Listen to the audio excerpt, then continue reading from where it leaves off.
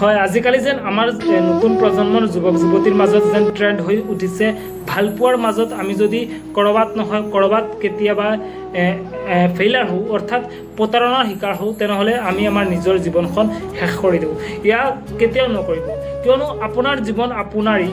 আপুনি ভাল পাইছে, আপোনাৰ ভালপোৱা ক'ৰবাত নহয় ক'ৰবাত বা কেতিয়াবা নহয় কেতিয়াবা এটা সময়ত আহিলে আপোনাৰ ভালপোৱা মানুহজনে আপোনাৰ সৈতে প্ৰতাৰণা কৰি আছে যদি আপুনি গম পায়, তেনেহ'লে আপুনি তেওঁৰ পৰা আঁতৰি আহক আৰু আপুনি আপোনাৰ জীৱনৰ নতুন অধ্যায়েৰে নতুন গতিৰে চলিবলৈ শিকক। কিয়নো আপোনাৰ জীৱন আপোনাৰেই চলাব লাগিব, আনে কেতিয়াও নচলাব।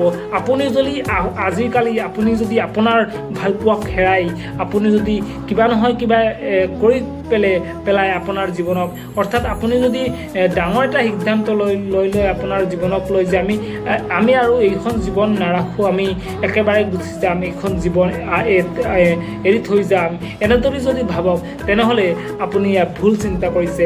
কিয়নো আপোনাৰ জীৱন আপোনাৰেই।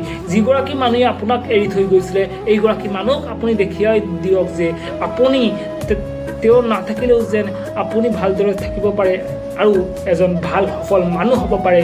সেইদিনা সেইগৰাকী মানুহে আপোনাক চাবলৈ পাৰিব সেই দূৰৰ পৰা যেন কিমান সফলতাৰে আপুনি কাম কৰিছে, কিমান ভুল কৰিছিলে, সেইদিনা আপোনাৰ আপোন মানুহজনে আপোনাক এৰি থৈ গৈছিলে।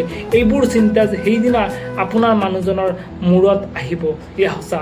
যাৰ বাবে আপুনি আপোনাৰ ভালপোৱা মানুহক যদি কেতিয়াবা নহয় কেতিয়াবা হেৰাইছে, তেনেহ'লে কিবা ভাবি নল'ব যেন আমি সেইটো কৰি পেলাম, আমি সেইটো কৰি পেলাম। এনেদৰে যিবোৰৰ ভাবি লয় যে আমি মৰি যাম, আমি আমাৰ জীৱনক আৰু নাৰাখিম, এইবোৰ মানুহৰ বাবে এইখন মেছেজ। কিয়নো আপোনাৰ জীৱন আপোনাৰেই, জীৱন জিন্দাবাদ।